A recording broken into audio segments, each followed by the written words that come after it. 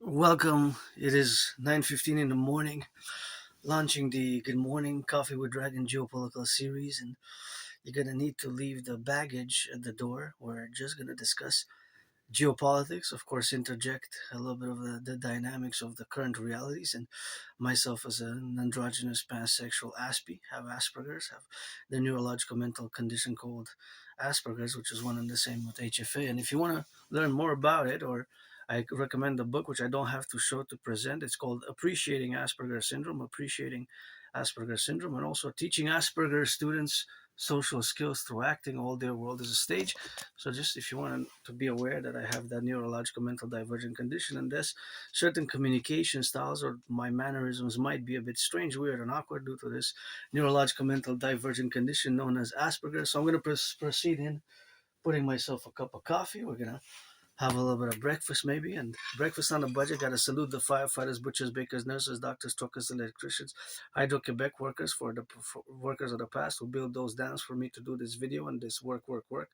Sacred work in many ways, because geopolitics nowadays is more relevant than maybe it was in the past years before COVID. But of course, I am grateful, thankful. I got three types of bread. Thank you for securing my food security, because all this bread was donated. Actually, even the peanut butter was donated. So it's just three types of bread: one type of bread, another type of bread, and three different types of bread here with basically peanut butter on them. So this increases my food security. I don't have to spend money because my only stress now is financial. The coffee I bought, it's coffee is.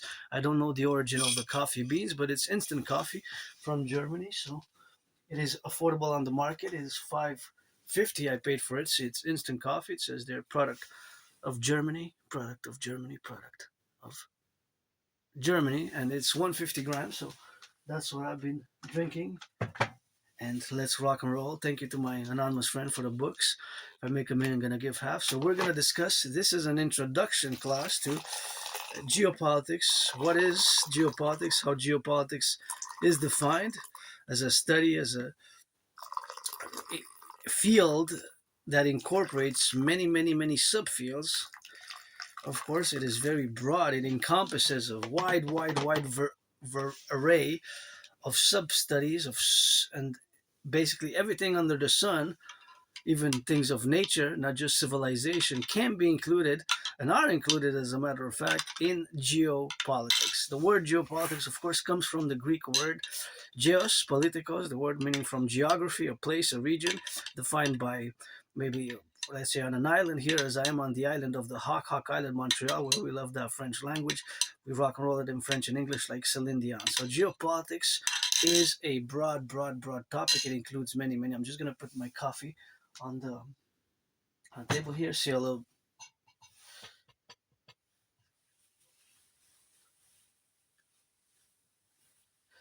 Have a sip, see how we got the ratio. We can go and, of course, just do geopolitics of coffee beans, since the coffee prices have increased. And of course, there's the relationship of international trade, because we don't have coffee beans here in Canada, so we have to import them. And Germany doesn't either, although that company, it says made product of Germany. They had to import the beans in Germany, and they had to refine them and grind them, whatever they use the processes where they had, of course, the machines or the tools and the people involved, the labor and the machines.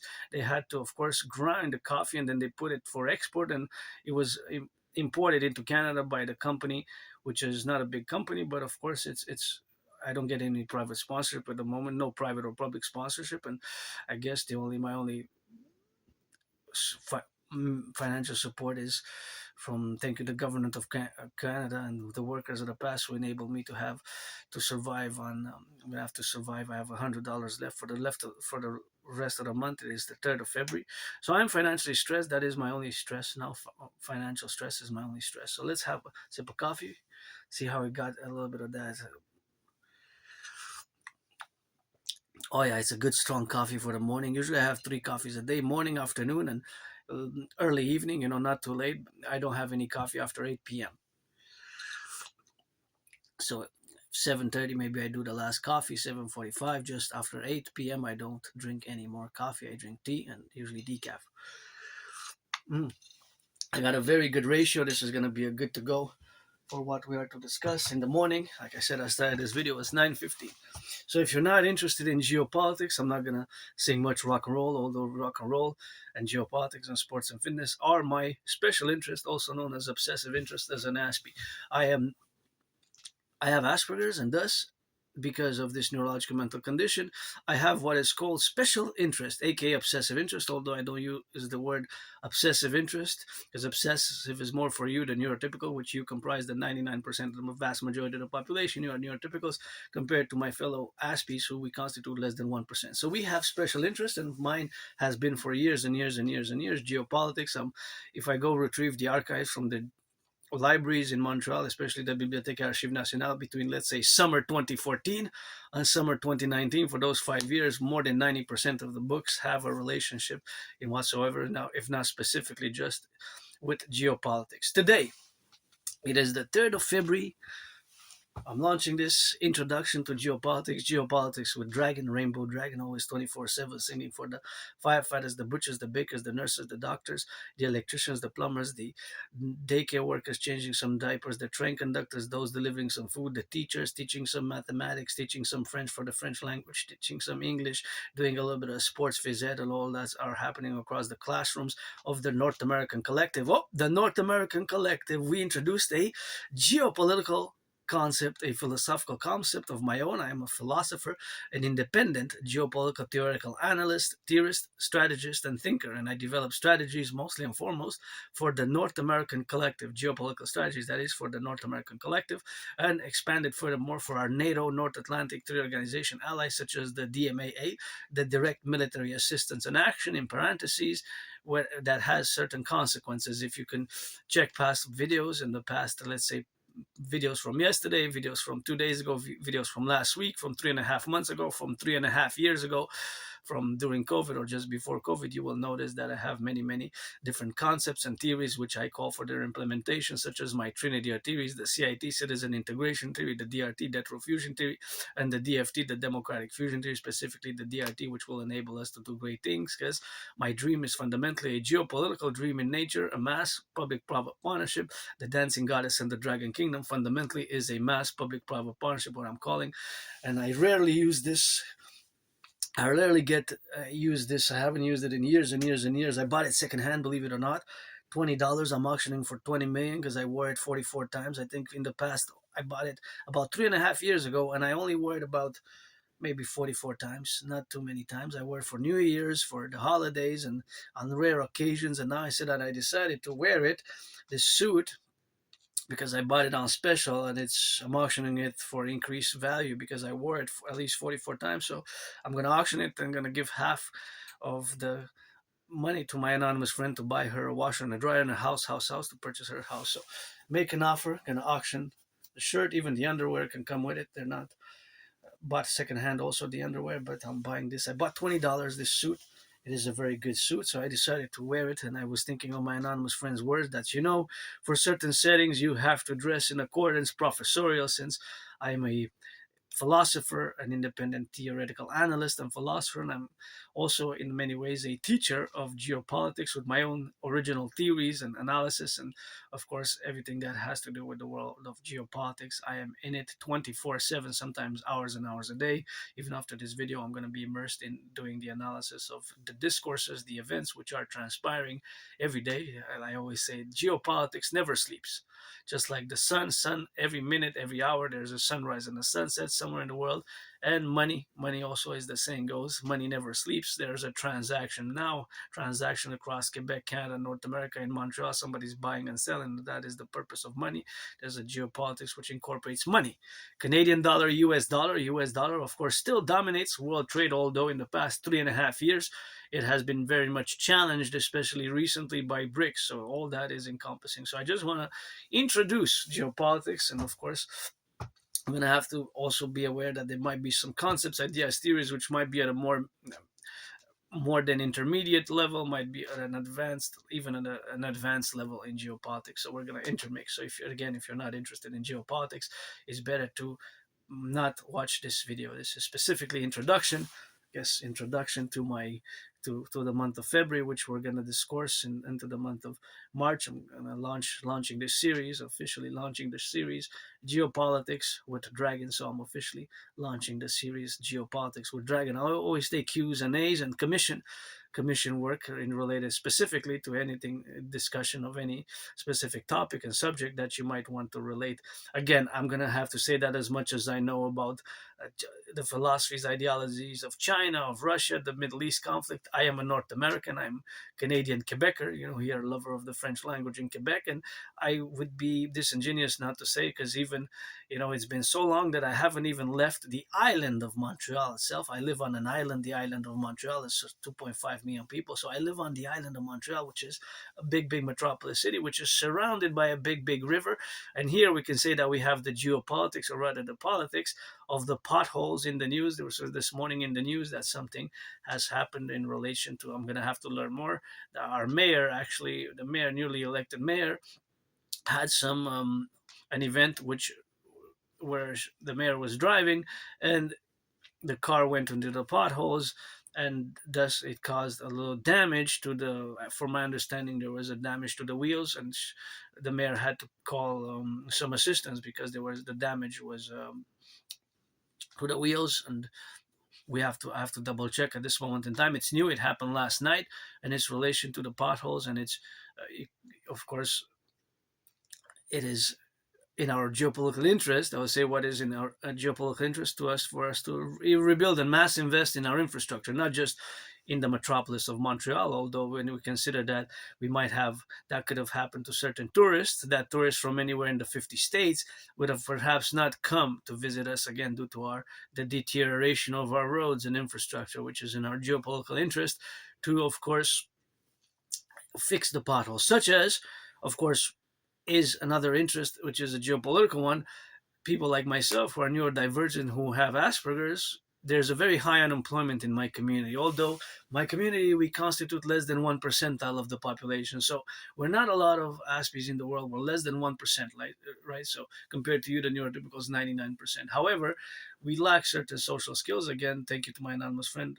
I'm getting better and better at it, such as the concepts, of dressing in accordance to certain views and milieux, social settings and conventions, and the type of dressing and attire and casual, that might be also difficult for Aspies, not seeing too much the relevancy or comprehending it for us from a socialization, from a social perspective. Although it can be quite paradoxical in many ways, right? So my special interest is geopolitics, other Aspies, and also rock and roll, geopolitics, rock and roll. And other Aspies can be something else. Can be computers, can be the architecture, can be history, can be science, can be politics, can be infrastructure, can be cars, automobiles, can be vacuums, can be different types of special interest. It could be literature, it could be horror, specialization in a genre. An Aspie might have, for example, might know Tom Clancy's books inside out, might know all the books that Tom Clancy wrote, every another book, might know details about the books, might have read all Tom Clancy's books over and over again, for example, right? Just an example of what special interest can be for Aspie. So mine is geopolitics. Now, geopolitics, of course, encompasses and incorporates lots of different things, right? Because it's an enormous broad scope. Again, whether we are aware of it or not, geopolitical events, especially since globalization, now the question of globalization as we know it, it has, of course, ended as we know it. The world as we knew it has ended a few years ago. And I gotta say, of course, that I'm myself celebrating. I'm gonna be celebrating in about 2 weeks, mid-February to mid-March, having survived COVID right in this room of St. Temple, COVID. And of course, there's a mass geopolitical relationship and studies which we can do just about the COVID and the protocols and the emergency protocols and what have you, all in consequence to what has transpired during the peak of the COVID crisis. And I have to say myself that I had it. I really thought I was going to die between mid-February till mid-March. So between, let's say, February 15 and March 20th, I was really, really sick right in this room of St. Temple from in 2020. So I'm going to be celebrating 6 years. Going to be celebrating 6 years since I survived COVID. Now, My trinity on COVID, it can also be geopolitical in nature. This is my trinity of what I believe surrounding the coronavirus. First and foremost, I don't know what caused COVID. Second, I believe the coronavirus, was transmitted first and foremost to humans via snakes. The snakes. Some people believe other, what's called officially terminology is called zoonotic transmission, basically from animals to human beings, right? Whether it was bats or pork, I believe it was snakes. But since I don't know for sure, and I believe it was snakes, third belief, I cannot rule another explanation. So I cannot rule out a bioweapon and a biological weapon, a mistake in a lab, something else, right? So, but what I do know, there's a fourth dimension to that trinity of beliefs. What I believe on the origins of COVID, there's a fourth dimension, and that fourth dimension is, of course, that before COVID in October 2019, I have predicted, and I have proof because I have the sequence and the series of videos when I have predicted in October 2019 that there was going to be an international conflagration, there was going to be a World War III coming.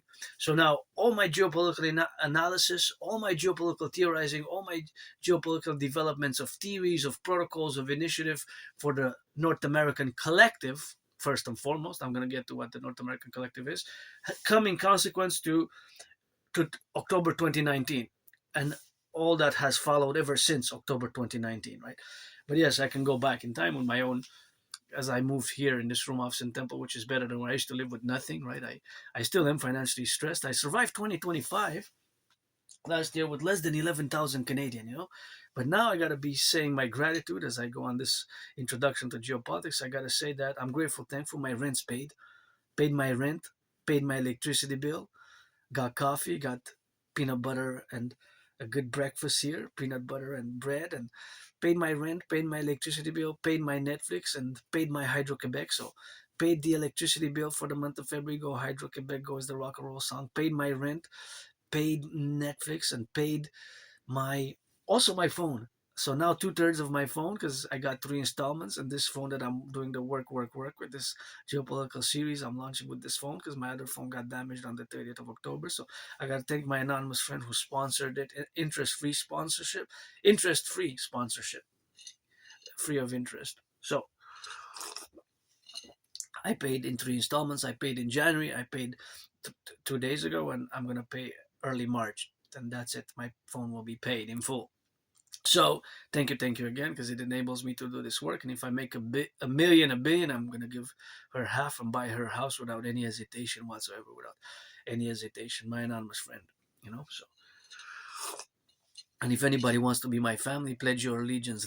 I'm here. I'm going to the mountain later to my second home, doing geopolitical meditation, singing some rock and roll in French and English, and that's where I go often. Where I'm calling for the meeting. Trump Dragon meeting for the North American Collective implementation of my trinity of theories thereof. And I'm going to make a geopolitical statement to my fellow Canadians. If you know from the past that I do have the Canadian flag, the maple leaf, and Canada written in the original language here, Canada tatted up there. Supposedly I got it in 2003, more than 23 years ago, a long time ago.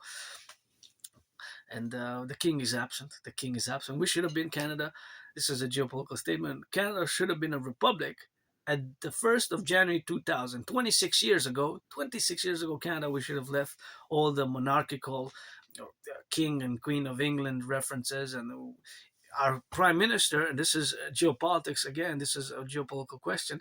Our prime minister, Uncle Carney, and Justin Trudeau before prime minister, pledged allegiance to the king of England and his heirs. Our prime minister pledged allegiance to the king of England and his heirs. Think about that. In 2025, when Uncle Carney took power, pledged allegiance to the king of England and his heirs. Just think about that for a second, right? And that gotta go. It's time for the republic, and we have to fuse my way best, to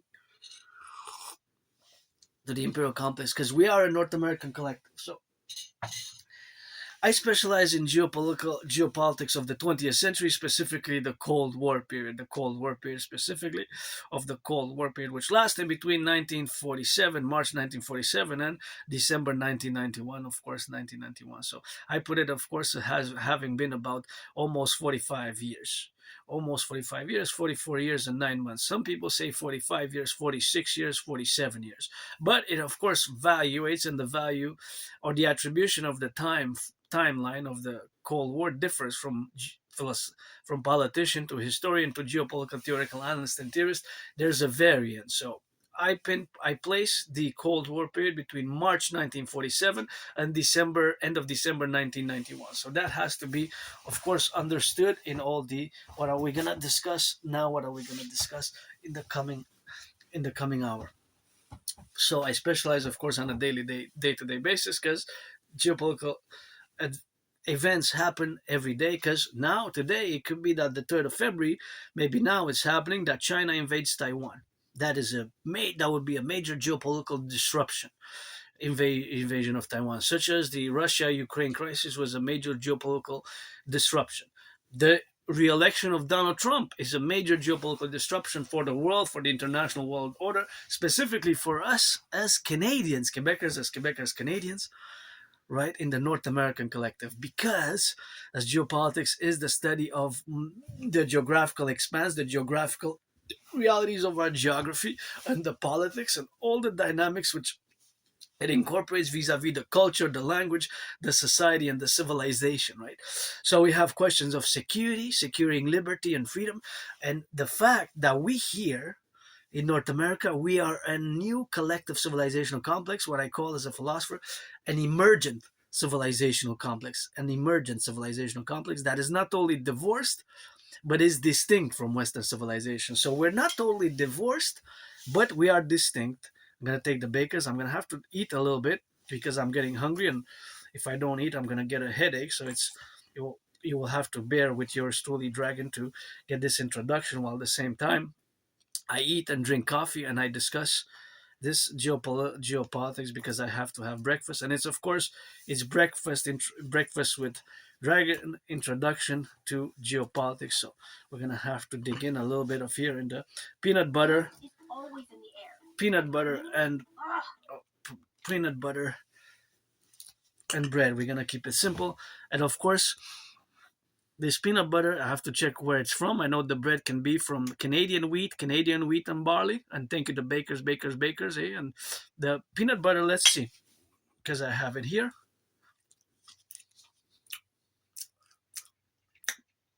Food Banks Canada. They support Food Banks Canada. Good. Made in Canada. Peanut butter is made in Canada, but are the peanuts imported from Georgia? Are the peanuts imported from the South? Are the peanuts imported from Georgia? But it is made in Canada. See that maple leaf? And that it says there, made in Canada. So it's made in Canada. So this is the peanut butter and the bread. Well, it could be that some of the things that I put in the bread, such as the wheat, the barley, and some grains, that they are from the US. It could be that I have a North American breakfast, and of course, in the North American collective, Mexico is also included. Haiti, the Dominican Republic, and Jamaica. Although Cuba is a paradox, because Cuba maintained their one-party communist state, right? So the maintenance of Cuba as a one-party state is a paradox, but Cuba technically, officially, is part of what I call the North American collective, and it's not just my decision, but it's my original philosophical, geopolitical, not just theory, because it's what I believe and what I know from experience, that we constitute a North American collective. And this North American collective civilizational complex is, of course, the fact that we are distinct but not divorced from Western civilization. So we have a distinction from Western civilization, but we're not divorced. So that has to be the summary of our relation to Western civilization, is that we are distinct but not divorced, because we have started emerging. Some would say, I would say, of course, since 1776, because it's my philosophy, my original theory of philosophy. And of course, we are an emergent one, especially with a more fundamentals, a post-World War II type of reality. And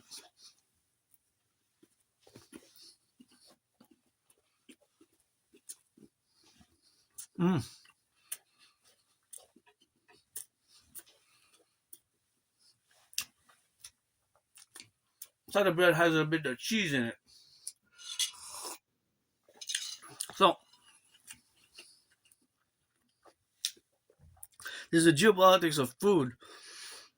Food security is so important, and I gotta salute those who now are doing the work in the food banks across Canada, and who also those who donated the peanut butter and the bread for me, because this is donated to myself, not the coffee. The coffee I bought myself. What with the amount of money that I have, but that is money is to buy sell. Fundamentally, money is to buy sell, buy sell, buy sell. That's why we need as a geopolitical strategy to create a common currency, the imperial dollar, aka the UE, U dot universal, E dot exchange, U dot UE, between Canada and the United States, just like in the European Union did. And this fusion of Canada and the United States I've been discussing before Donald Trump, Granddaddy Trump re-election, and Granddaddy Trump knows that I would have voted for Biden. I'm on my party, which we're launching together, launching it verbally right now, and let's make it happen. The NACWP, the North American Collective Workers Party, is a North American, Canada, United States, based just like the labor unions, for a compromise as a universal revolutionary centrist approach. But my universal revolutionary centrism is North American centric, because I'm a North American for the realities of North America. But Canada, where the true north, strong and free, it's not enough. We have to add some loving, some justice, some kindness, some righteousness with the South, because we're going to merge the North and the South in many ways, right? So, geopolitics.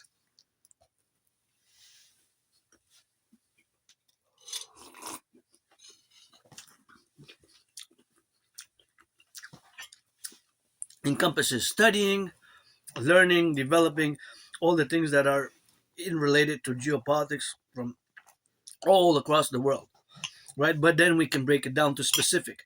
The geopolitical realities of North America, the geopolitical realities of the Middle East, the geopolitical realities of Europe, the geopolitical realities of Asia, the geopolitical realities of Central America, of South America, of the Middle East, of Africa, and so on, all the way to the Australian complex. What I call the Australian complex refers to Australia and the islands, New Zealand and Tasmania, surrounding Australia, right? Which is, of course, part of the Commonwealth. So the Commonwealth Organization, the Commonwealth, the United Nations, all these organizations, institutions, and groups and organizations and institutions are also to be considered when we are discussing geopolitics, such as, of course, NATO and my theories, propositions, specifics to NATO. NORAD, NATO, because I'm a North American, and now we have a great conundrum in NATO, which I'm going to discuss in the coming days, weeks, and months ahead. My solution is the implementation of the total mobile defense theory, where we relate it to Greenland. Now I'm going to have to go a more in-depth analysis about Greenland, and of course, I don't agree with the vast majority of Granddaddy Trump's policies, but we have to also discuss them sometimes one by one, and then dissect from the left, from the right, and in the center. But geopolitics, the study, the relationship thereof, I have to also dissect it and incorporate the analysis of both the parameters of the right wing and the left wing and the center wing, and how they intersect in the greater realities of the world as we have established it in the past 44 years. I'm saying it in the past 44 years because that's basically when 44 years ago, China began opening. And since China is today a superpower, that is a geopolitical statement and a geopolitical reality which we have to face.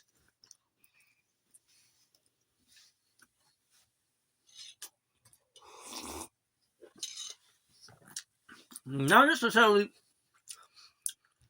face in an antagonistic manner. No. And not face as necessarily as a plateau of interdependence, of the plateau of adversarial plateau. But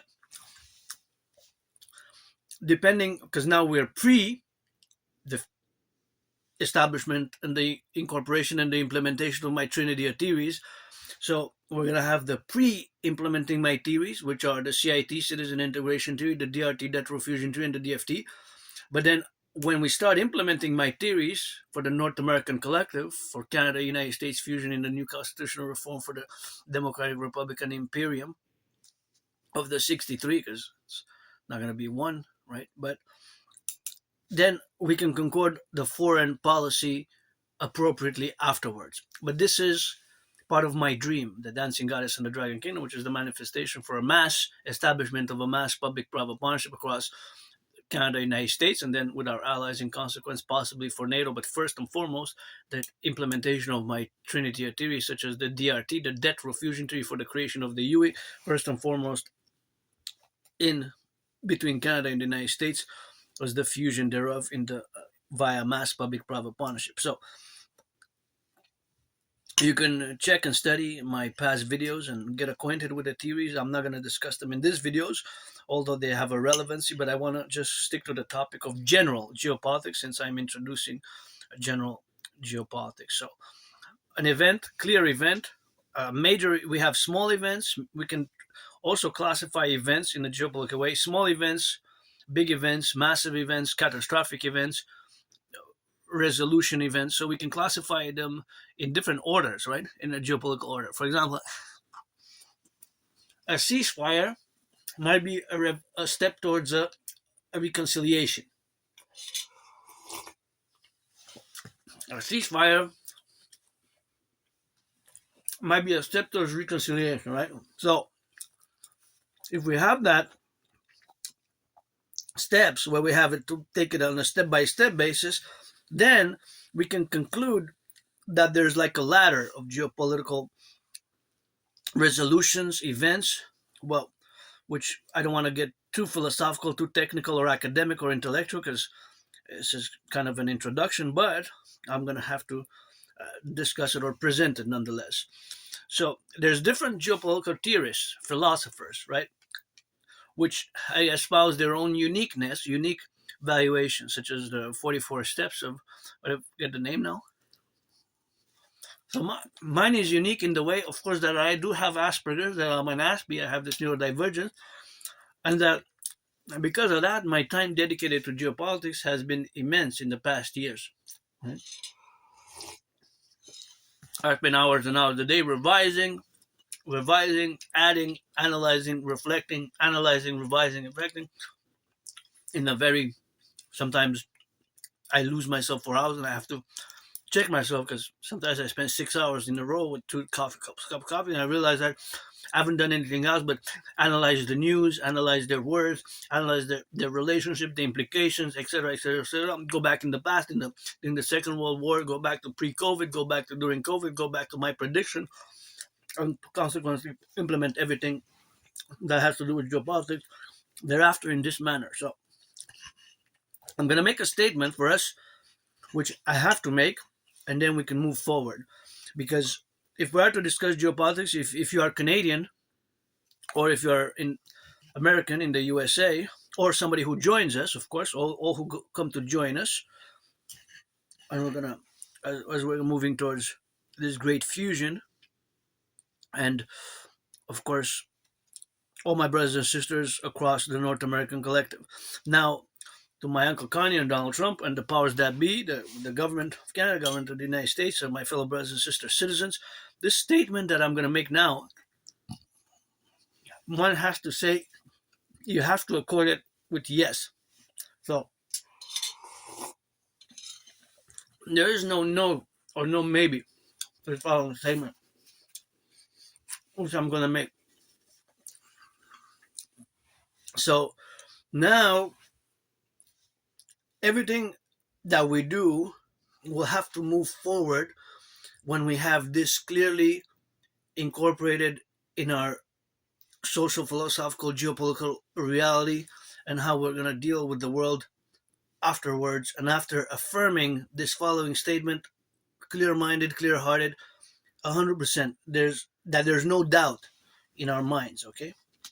What is the statement? So this statement, again, every Canadian, Quebecer Canadian, will have the interest of the French language, and here I always make the statement that we made in the North American collective the great compromise. In many ways, it's a geopolitical compromise, because when I go on my marches, sometimes you say film and you see that there's stickers with the sign in French, oui, oui, oui. So there's still the question of the referendum in Quebec. There's no referendum to be officially had yet. We had two referendums in 1995 and 1980, which of course there was a no vote for Quebec to stay part of Canada, the Confederation, right? So That is what I call the Great Linguistic Compromise. Now, in parallel to this linguistic compromise, which we made other compromises, of course. But now, this statement, which I'm going to make, everybody, all citizens, and all our leaders, whether on the right, on the left, and in the center, we have to say yes. Otherwise, we're not in the geopolitical realities, right? Because geopolitics encompasses geography and everything that is, as a nation, polity, state, as the state of Canada. Whether we like the king of queen or not, I say the king is absent. We should have been a republic. But however, constitutions change and we adapt and we evolve as the world as we knew it has changed, and we have to, of course, be proponent for the North American collective, right? So now this statement, we have to say yes. Yes, yes. You cannot say no to it. You cannot say maybe. You, other things are negotiable, but this is not. It was so for the past decades. It is so today, and it is so in the future, near future, even long-term future, etc., etc., etc. As a foreign policy for Canada and the United States, vis-a-vis in regards to all other countries, whatever those countries might be, China, Russia, European Union, Africa, when it comes for Canada to pick a number one country of the world with whom we have to establish the best economic, social, financial, monetary, commercial relations with, it is with the United States. For the United States, when it comes to the number one foreign policy, to prioritize the number one country which has to be prioritized to develop the best economic, social, financial, monetary, commercial relations with, although my brothers and sisters in the 50 states, you have a border with Mexico, but there has been some orders that there's the ceiling and the Department of Defense at the border, kind of making sure that it's more secure and what have you. But it is with Canada that you establish the best cordial economic relations with. That's reciprocal. So for Canada, it is with the United States. For the United States, it is with Canada. Not just because of the English language, because here in Quebec we have the French language. There's 9 million like myself who also speak that French. I love that French, like Celine Dion. So we're going to be the French state here, Quebec, right? So it is something that we made as a compromise for the French language. And I have to make an effort, and I'm willing to give free classes as much as I know of my French, as I speak it and I sing that rock and roll every day. I'm willing to give free classes on French, not a problem. Just rock and roll it. Bring don't have to bring me anything. Actually, I'll do it volunteering. I could do it an hour, 2 hours a day, volunteering. Sing that rock and roll and read out loud a French book. Not a problem. I can put the effort for the French language as I do on a daily basis. Especially, I praise those who make an effort and reciprocal effort for my brothers and sisters, French Canadians, who do their effort for English and vice versa for English. I don't think that it is much of a problem. Some people make it more of a problem than it is. We just have to make an effort and understand it, how it evolved and how we made this great compromise. Okay. I guess you don't even have to think about it in the Austro-Hungarian Empire type of ways, because we're a North American collective and we're going to be the Unio Tria Nationem, the French Canada, English Canada, and my brothers and sisters in the 50 states, which we're going to merge. But back to the statement is clear. Our main priority as Quebecers, Canadians, my brothers and sisters in the USA, vis-a-vis each other, we have to, of course, work to establish the best economic, cordial, financial relations with each other. There's no other way out of that. There's no other way. So we have to be in reciprocity, and in reciprocity, we have, of course, to be together on the same parallel, of course, to establish the concordat where we have now to be relationships with, that we have to work to establish the best economic, social, financial, military, diplomatic relations with each other in regards to whatever else is happening outside of the world. East, west, north, south. For us, for both Canada and the United States, for Canada vis-a-vis the United States, for the United States vis-a-vis Canada, we have to work to establish the best cordial economic, social, financial relations with each other. That is just how it is. There's no way around this. So you cannot say no, you cannot negotiate, you cannot say maybe. That is so. For Canada, for us Canadians, the number one country with which we have to establish to work to establish the best economic, social, financial, trade, military, social security relations with it is with the United States and vice versa with the United States, of course, vis-a-vis Canada. That is what it is with that. So that is just in reciprocity and in concordat where we have now to be building together this North American collective. So that is basically the suffusion and the interactions where we have now to be relationship, and the relationships where we have to build are thus in consequence. So that consequence is not necessarily a consequence, but that is just the way it is. So it's non-negotiable. Just like the sun is not going to be conquered by any warriors of the world. Dream on, you know. You might be good warriors, and dancing is my favorite sport. I'm not somebody who likes violence, but you know, XYZ and launch all the ICBM rockets. The sun will keep on shining long after I'm gone as well. I guess the pyramids remained, you know. But today I got 718 trillions of kisses and trillions of marching steps, so I'm financially stressed. But I'm not looking for specifics, but if you're 18 plus, I'm willing to take black or white or rainbow, man or woman, because I've been as long as I can remember part of the LGBTQ community, and friends with benefits I could use because I live a very active lifestyle, and a massage therapy would be good once in a while, a good massage therapy session. So friends with benefits, if you're black, you're white, you're rainbow, you're a man, you're a woman, we can rock and roll, you know.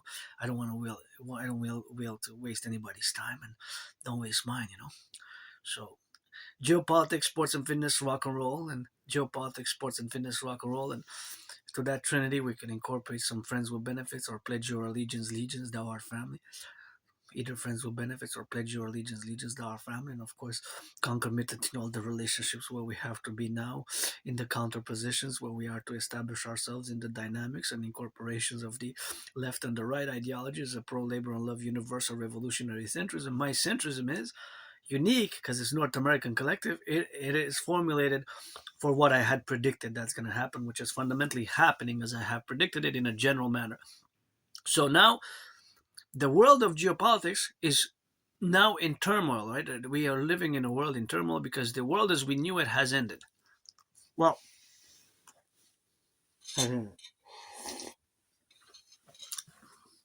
now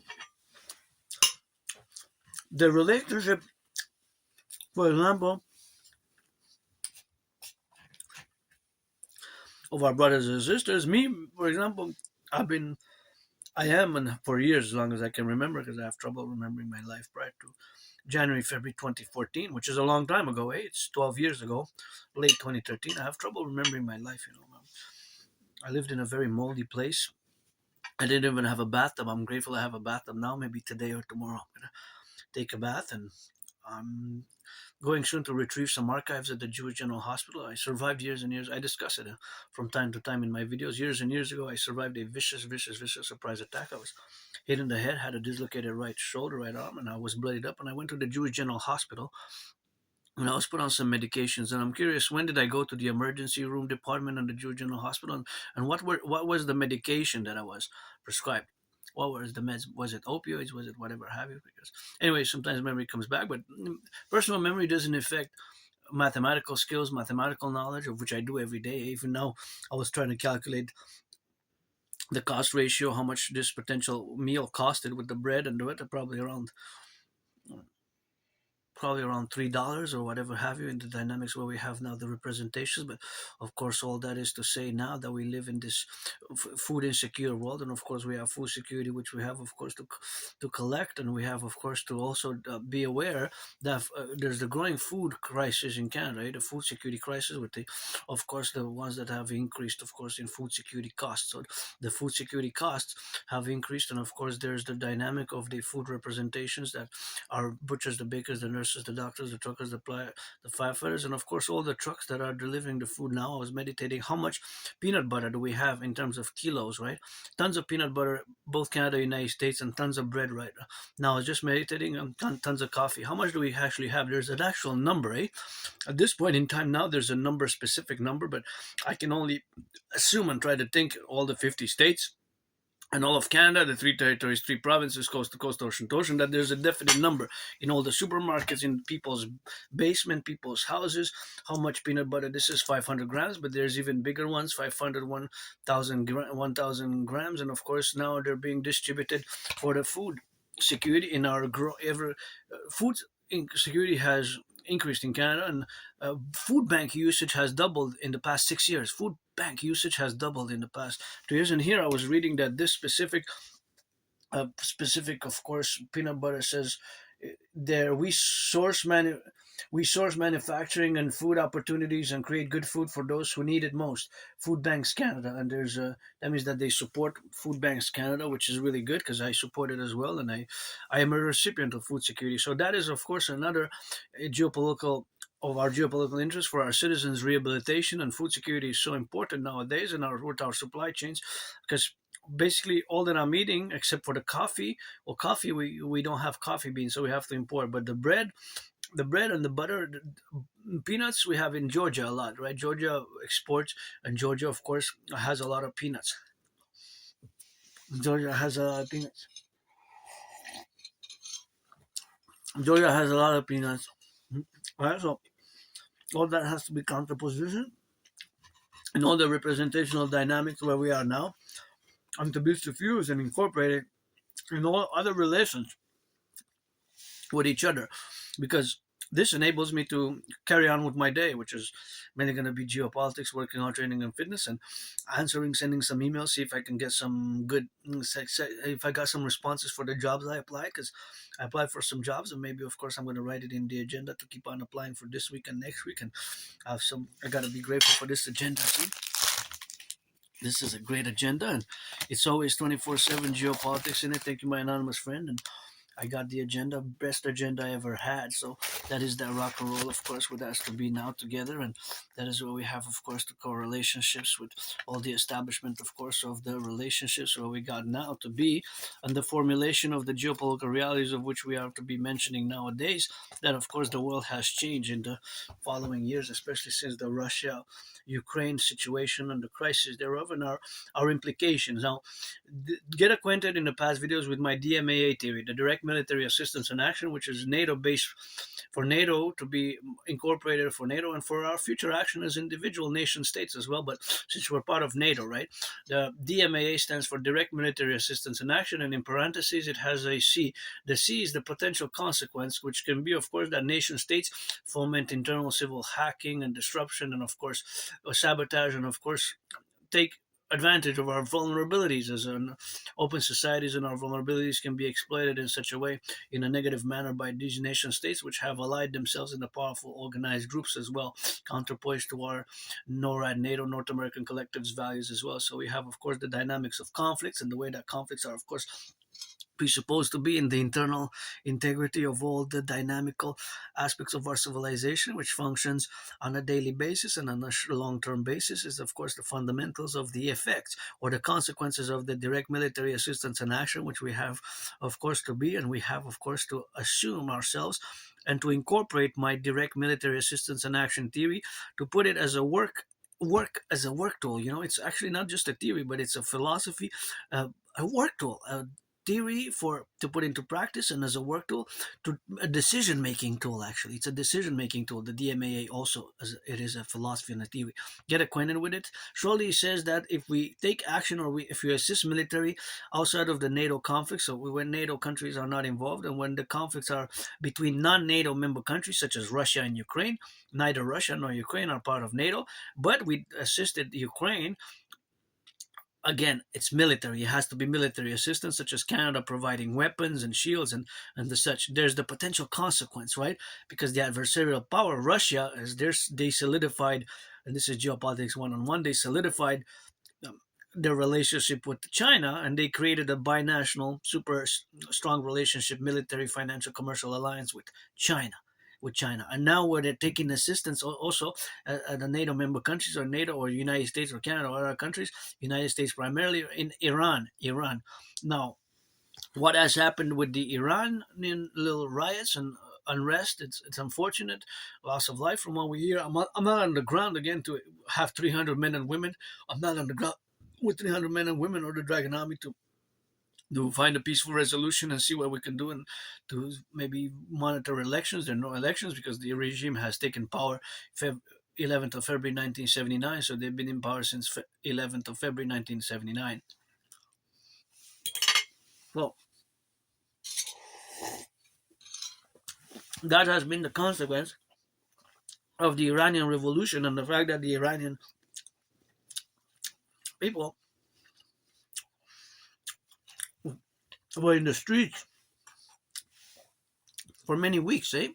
And it seems that they were the regime stays in power. It seems that the regime will stay in power for now, as we can see. It was a brutal repression, right? And a brutal repression. So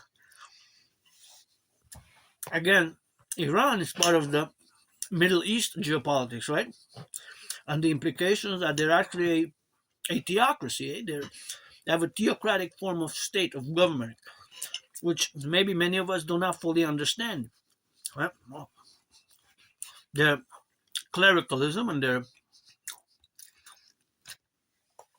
theocratic ways, and the theocratic, what they call the Islamic Republic of Iran, right? And it's basically a fundamental. Their leader, Ayatollah, is basically a fusion of a cleric, of a spiritual office, and a political office is fused two in one. Now, my spirituality myself is a bit on the rock and roll side. It's always God bless, God is kiss, God bless, God is kiss, because God got a goddess, you know. But I'm not going to discuss spirituality or religions of that nature. I am a scholar of spirituality. I have still my questions, you know. I have to say that I am a mystic. I believe in reincarnation. Sometimes we're born a man, a woman a man. You get that 50-50 now. But of course, there's the question of how it relates to geopolitics, and we can incorporate secularism here in Quebec.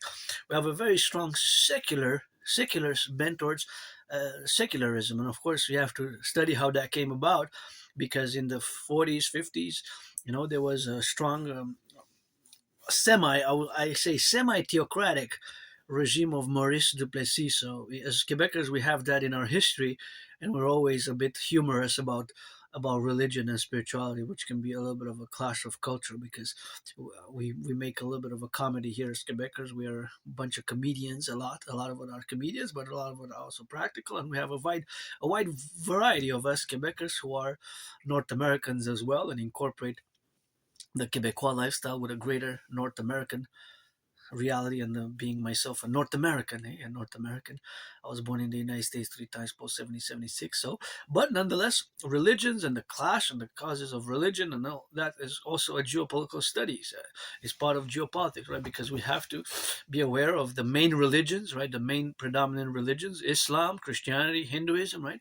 They're pretty much Buddhism. Buddhism, I guess these four main ones, right? Christianity, Islam, Buddhism, Hinduism, these are the four main ones. And then you have within them, you have the subgroups, subgroups. So also geopolitics, we can look at the different divergences, and then we also can explore that fact, of course. And then you have the dynamics of the history and the development and the current relations or past relations and organizations, right? Such as the United Nations. The United Nations is an organization which, of course, now is more and more questioned, and of course, where there's some funding problems. From what I can see, there's funding problems because the current president administration of the USA is taking a different approach that it has been taken in the past 44 years or so, even way before, a more internal domestic affairs. And the question of tariffs, of course, it is as a tool, well, now the reality that is as it is, that a nation state is not really forced or compelled to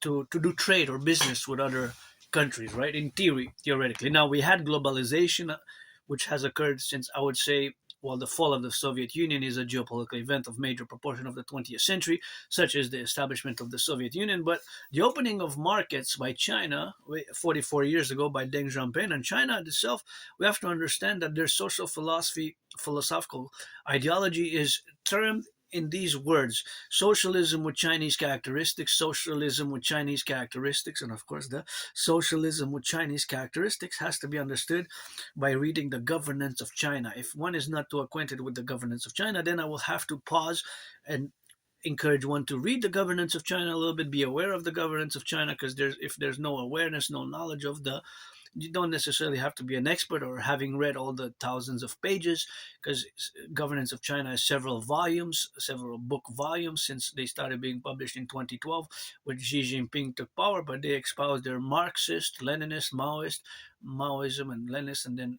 I guess, not guess, but as Deng Xiaoping formulated socialism with Chinese characteristics, which basically transformed China into a mass export economy by establishing their special economic zones, their SEZ, special economic zones, starting with the 144 years ago in 1980 or even before that. So that it has to be understood, because China today is a superpower, right? China, we have to forget China of the 20th century. We have to totally forget that. Forget China of the 20th century. If you're thinking of China in terms of the 20th century, then it's it's it's not something which we can find some solutions and to be realistic about world, global, international geopolitics. China of the 20th century, forget it. So, introduction to geopolitics. This is the first of a series. We're gonna comprehend it, and we're gonna be in the relationship to where we have to be now.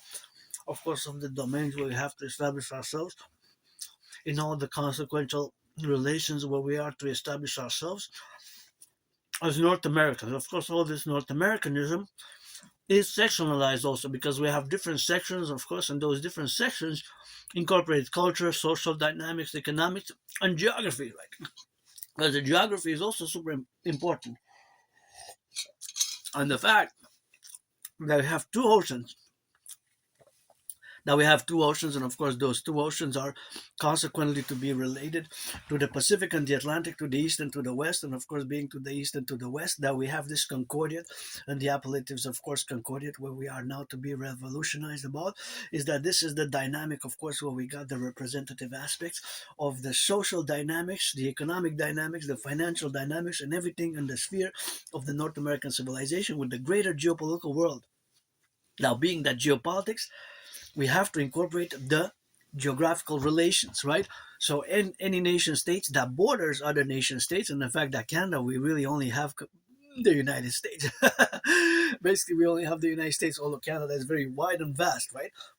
We have two oceans, of course. So that is the fact, of course, that we have two oceans in the vis-a-vis the relationship thereafter, where we establish ourselves to move as a parameter with parameters for today and for the future, with all these great linguistic compromises which we have just made, with all these linguistic compromises which we just have made. So, of course, all of this fact is the fact of relationships where we establish ourselves in the Concordia to be realistic in the geopolitics, and of course, realistic in the domains of the establishment of the Concordia, where we establish and we fuse ourselves to be protruded and in parallel to all the microcosm, and the microcosm is reflected at the macro level. The macro level is the North American collective. The macro level is the North American collective, and that is our geopolitical reality as a North American collective. And you have myself as a citizen at the micro level. At a micro level, with my own differences, being that I have Asperger's, that I'm on the spectrum of autism, that I have HFA, that I'm part of the LGBTQ community, and that I'm financially stressed, etc., etc., etc. But that I can rock and roll, I can cook, I can clean, I can scrub the toilets, I can clean, I can wash, I can kiss, I can massage, I can rock and roll, I can do, I can clean, I can cook, I can geopolitic, I can rock and roll, I can cook, I can clean, I can bake, I can kiss, I can wipe butts, I guess, all that rock and rolling, so everything that one can do. So what can you do for the individual and for the collective, and what can we do for the North American collective for my own rebirth and our own rebirth and our own rehabilitation, because we have mass infrastructure problems, we have mass bridge problems, and blah blah blah kakaka. We have mass kakaka blah blah blah.